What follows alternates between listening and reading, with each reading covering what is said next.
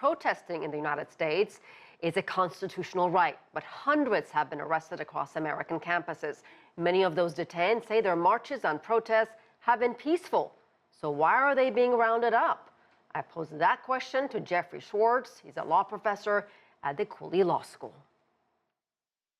Peaceful protesters may be arrested if, in fact, they've been ordered to disperse and lawfully told to disperse, and they don't.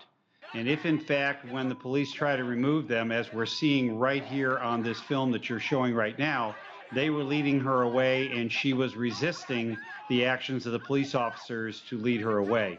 So under those circumstances, the officers have no choice. I'm well aware of what occurs here. I'm well aware that there are always some people within these crowds who want the confrontation that they're getting. That's the bottom line, right? But there are also people, Professor, who don't want the confrontation. Right. In the case of the Emory professor, I saw the entire video. She approached one of the students being arrested. She asked the officer, "Why are you arresting her?" And then she was pulled away and tackled to the ground. That's called resisting arrest without violence in most statutes when you interfere with what a police officer is doing.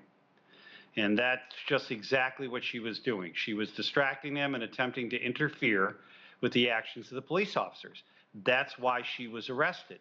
It wasn't a matter that she herself was resisting at that moment. It's a matter that, in fact, she was trying to distract and help someone avoid being arrested when the police officers were in the middle of an arrest action. But I mean, if you see how she was tackled to the ground and how she was arrested, that's a conversation for another time. But let's talk about the difference when it comes to private and public universities and these protests. There is a difference, isn't there? Yes, there is. When they are private institutions, they set their own rules. They have the right, they have their own security, and they have the right to ask and invite local police forces to come in and remove people who don't belong there.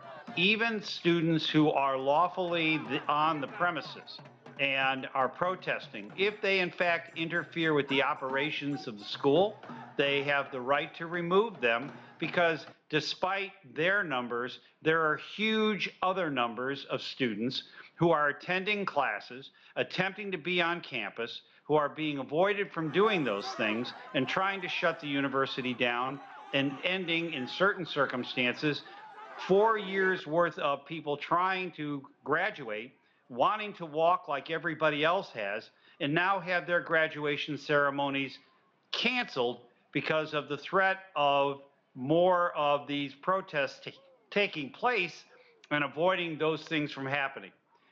As to a public institution, again, that call is made by the president of the school, and if in fact it is necessary for the operation of the school to continue, they're going to call for police to remove them. These people are trespassing or they are violating the rules of the school. And that was law professor Jeffrey Swartz talking to me from Tampa, Florida.